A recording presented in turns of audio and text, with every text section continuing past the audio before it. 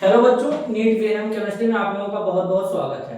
तो बच्चों, बहुत ही बड़ा ही इंपॉर्टेंट टॉपिक है। जैसा कि हम लोगों ने वैलेंस बॉन्ड थ्योरी पढ़ लिया, क्रिस्टल फील्ड थ्योरी वीडियो बन चुका है, अपलोडेड है, जाके देख सकते हैं, वो भी कंप्लीट है। सारा चीज हम लोगों ने डिस्कस कर लिया है। अब हम लोग क्या डिस्कस करने वाले हैं? अब हम लोग डिस्कस करेंगे स्पेक्ट्रोकेमिकल सीरीज। तो सर, सबसे पहले ये बताओ कि स्पेक्ट्रोकेमिकल सीरीज होता क्या है। तो स्पेक्ट्रोकेमिकल सीरीज एक ऐसा सीरीज होता है जो क्या करता है, जो हमारा हमारा बताएगा स्प्लिटिंग को। अब किस टाइप के स्प्लिटिंग को बताएगा, इससे हमें यह पता चलेगा कि टेट्राहेड्रल स्प्लिटिंग कैसे होता है, ऑक्टाहेड्रल स्प्लिटिंग कैसे होता है। तो स्पेक्ट्रोकेमिकल सीरीज को पहले समझना पड़ेगा। तो क्या होता है, सबसे पहले यह समझें। तो स्पेक्ट्रोकेमिकल सीरीज एक ऐसा सीरीज होता है जिसमें लिगेंड को उनके स्ट्रेंथ के इंक्रीजिंग ऑर्डर में लगा देते हैं। तो जब लिगेंड को उनके स्ट्रेंथ के इंक्रीजिंग ऑर्डर में लगा देंगे तो जो सीरीज हमें मिलेगा उसे स्पेक्ट्रोकेमिकल सीरीज बोलेंगे। सर ये बताओ, स्ट्रेंथ में लगाने का मतलब क्या है? जब हम लोग वैलेंस बॉन्ड थ्योरी पढ़ रहे थे तो वहां पे एक शब्द यूज किए थे, strong field ligand, weak field ligand. तो दरअसल ये जो कॉन्सेप्ट था वैलेंस बॉन्ड थ्योरी का नहीं था, ये कॉन्सेप्ट क्रिस्टल फील्ड थ्योरी का था। तो क्रिस्टल फील्ड थ्योरी से ये कॉन्सेप्ट हमें पता था तो हम वहां पे लगा रहे थे। अब ऐसा नहीं है कि वो बैलेंस बॉन्ड थ्योरी का कॉन्सेप्ट था। तो स्ट्रेंथ का मतलब यही है कि अगर लिगेंड जो है स्ट्रॉन्ग रहेगा, उसका स्ट्रेंथ ज्यादा होगा, तो वो अनपेयर्ड इलेक्ट्रॉन को बेटा पेयर्ड कराएगा। अगर उसका स्ट्रेंथ कम हुआ तो अनपेयर्ड इलेक्ट्रॉन को पेयर्ड नहीं कराएगा। तो अब जरा ध्यान से समझना। तो देखो, मैंने यहाँ पे स्पेक्ट्रोकेमिकल सीरीज बना दिया है। अब स्पेक्ट्रोकेमिकल सीरीज का सर पहले डेफिनेशन की बात कर लेते हैं। तो फिर से एक बार मैं रिपीट करता हूं, ऐसा सीरीज जिसमें लिगेंड को उसके स्ट्रेंथ के बेसिस पे अरेंज किया जाता है, या फिर जब लिगेंड को उनके स्ट्रेंथ के इंक्रीजिंग ऑर्डर में लगाते हैं तो जो सीरीज हमें मिलेगा उसे स्पेक्ट्रोकेमिकल सीरीज बोलेंगे। अब जैसे I माइनस से ज्यादा स्ट्रेंथ होगा Br माइनस का, Br माइनस से ज्यादा होगा HCl माइनस का, इससे ज्यादा होगा Cl माइनस का, इससे ज्यादा होगा S माइनस 2 का, इससे ज्यादा होगा F माइनस का, इससे ज्यादा होगा OH माइनस का, इससे ज्यादा होगा C2O4 माइनस 2 का, इससे ज्यादा होगा वाटर का, इससे ज्यादा स्ट्रेंथ होगा HCNCS माइनस का, इससे ज्यादा स्ट्रेंथ होगा EDTA4 माइनस, इससे ज्यादा स्ट्रेंथ होगा अमोनिया का, इससे ज्यादा स्ट्रेंथ होगा इथेरिन 1,2 डाइएमीन का, इससे ज्यादा स्ट्रेंथ होगा Cl माइनस का, और सबसे सबसे ज्यादा स्ट्रेंथ होगा CO का। तो यानी ये हमारा क्या हो गया, increasing order of strength, increasing order of strength हो गया। तो अगर हमसे पूछा जाए तो हमको, मैंने ये तो बोला था कि जैसे Cl माइनस है, CO है, En है, अमोनिया है, ये स्ट्रॉन्ग फील्ड लिगेंड के जैसा काम करते हैं। EDTA इधर वाले स्ट्रॉन्ग फील्ड वाले, इधर वीक वाले हैं। सबसे वीक फील्ड लिगेंड देखो I माइनस हो गया। तो इस तरीके से चीजों को समझना है। तो ये जो सीरीज तुम देख रहे हो इसी को स्पेक्ट्रोकेमिकल सीरीज कहते हैं।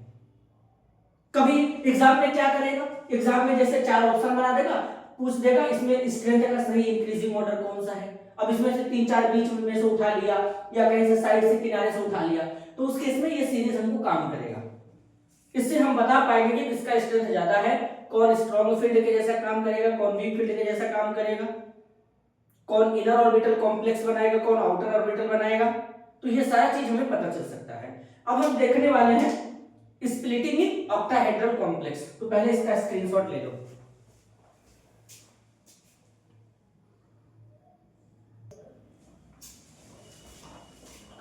चलो, उम्मीद है स्क्रीनशॉट ले चुके होंगे। आराम से समझना, परेशान होने की जरूरत नहीं है, एकदम समझ में आएगा।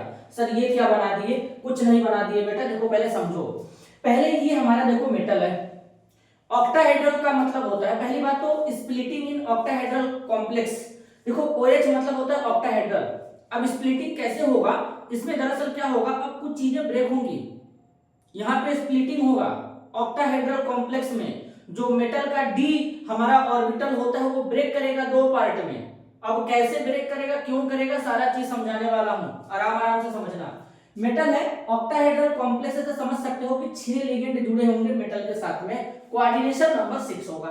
देख सकते हो 1 2 3 4 5 6 लिगेंड जुड़ गए, कोऑर्डिनेशन नंबर 6 हो गया। तो कोऑर्डिनेशन नंबर कितना बना? कोऑर्डिनेशन नंबर बना बेटा 6। क्लियर है? अब देखो इधर ऊपर एनर्जी बढ़ेगा, ध्यान से समझना। मेटल जो होते हैं इनके पास डी सबशेल होते हैं, डी सबशेल में यहाँ पे 5 ऑर्बिटल होते हैं। जो हमारे डी ब्लॉक के एलिमेंट होंगे उनके डी सबशेल में 5 ऑर्बिटल होते हैं। कौन कौन से जरा समझना, कौन कौन से होते हैं? D x y, d y z, d x z, d x square minus y square, d z square. एक बार मैं यहां लिख के बता देता हूं पांचों को। एक होता है डी एक्स वाई, दूसरा होता है डी वाई जेड, तीसरा होता है डी एक्स जेड, चौथा होता है d x square minus y square, last है डी जेड स्क्वायर। ये जो 5 ऑर्बिटल होते हैं ना बेटा, इन पांचों को डीजेनरेट ऑर्बिटल कहते हैं। क्या कहते हैं? इनको डीजेनरेट ऑर्बिटल कहते हैं। अब डीजेनरेट ऑर्बिटल का मतलब होता है कि इन पांचों का एनर्जी यानी ऊर्जा आपस में बराबर होता है।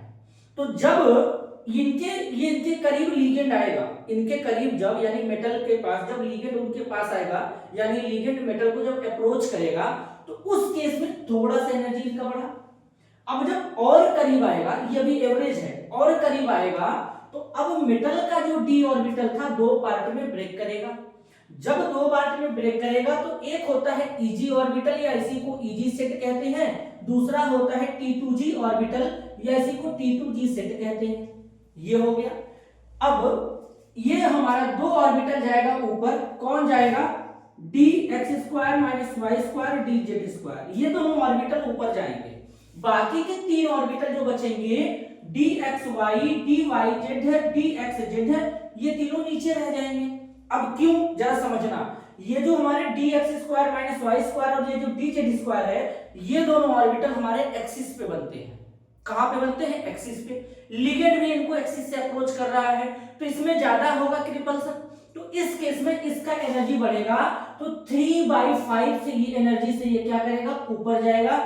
डेल्टा ओ का मतलब होता है स्प्लिटिंग, ऑक्टाहेड्रल स्प्लिटिंग को दिखाता है। और ये वाला जो 3 ऑर्बिटल है 2/5 से नीचे आएगा, इसका एनर्जी इतना कम हो जाएगा और ये इतने एनर्जी से ऊपर जाएगा। समझ रहे हो?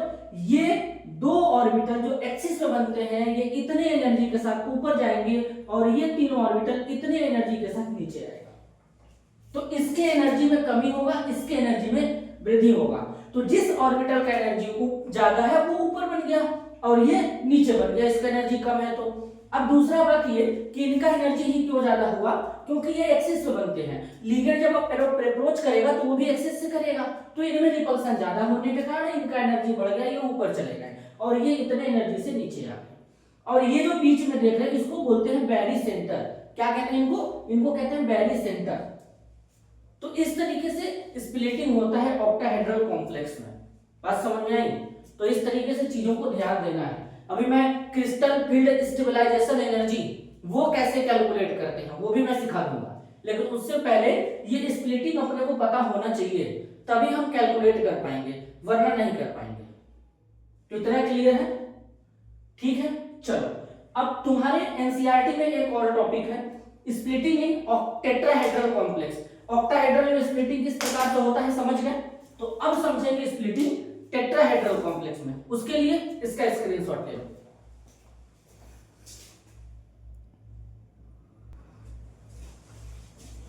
चलो उम्मीद है स्क्रीनशॉट ले चुके होंगे। अब जरा समझाता हूं कि टेट्राहेड्रल में स्प्लिटिंग कैसे होता है। देखो सारा चीज सेम रहेगा, वहां पर भी डी सबसेल में 5 ऑर्बिटल होंगे। उसमें केवल क्या होगा, ये जो तुम 3 ऑर्बिटल देख रहे हो ये ऊपर बन जाएगा, ये नीचे बन जाएगा। भाई साहब बना के दिखा देता हूं। तो एक जरा ऊपर लगा लो, यहां से इसको गायब कर दो, एक यहां पे और बढ़ा लो और एक यहां से कम कर दो। अब यहां पे O के जगह पे T लगा दो और यहां पे अब 2/5 T लगाओ और यहां पे 3/5 T लगा दो। क्लियर है? अब यहाँ पे d x square minus y square, यहाँ पे डी जेड स्क्वायर, यहाँ पे d x y, d y z, d x z है। अब यहाँ पे टी लिख दो, यहाँ पे ई लिख दो। अब इसमें देखो क्या होता है कि इसमें जो आइसोमॉर्फस यानी उसको बोलते हैं हिंदी में क्या कहते हैं, समरूप केंद्र। क्लियर है? तो वो इसमें नहीं होता, तो इसमें क्या करेंगे, जैसे ऑक्टाहेड्रल में T2G EG लिखे थे, तो इस केस में यहाँ पे G नहीं लिखते हैं, यहाँ पे आइसोमॉर्फस से सेंटर नहीं होता है, इसलिए यहाँ पे क्या G नहीं लिखेंगे, इसको बस केवल ऐसे ही रहने देंगे, E ही रहने देंगे, इसको T ही रहने देंगे। क्लियर है, यहाँ पे 2 लगा सकते, तो G नहीं लिखेंगे। तो ये हो गया स्प्लिटिंग, बस इसको पलटना था, तो ये हमारा ऑक्टाहेड्रल की जगह कैसा हो जाएगा, टेट्राहेड्रल हो जाएगा। और टेट्राहेड्रल में हमारे कोऑर्डिनेशन नंबर कितने होंगे, कोऑर्डिनेशन नंबर हो जाएंगे यहाँ पे 4 हो जाएंगे। कितने हो जाएंगे, 4 हो जाएंगे। बस कितना तुमको जानकारी रखना है, इससे ज्यादा टेंशन नहीं लेना है, जानकारी नहीं रखना है। और बाकी का जो कहानी है इस क्रिस्टल फील्ड स्टेबलाइजेशन एनर्जी, वो मैं कैलकुलेट करना सिखा दूंगा। तो आई होप तुम लोगों को ये वीडियो पसंद आया होगा। अगर वीडियो पसंद आया तो लाइक करिए, ज्यादा से ज्यादा लोगों तक शेयर करिए। मिलते हैं अगले वीडियो में, तब तक के लिए धन्यवाद, नमस्कार।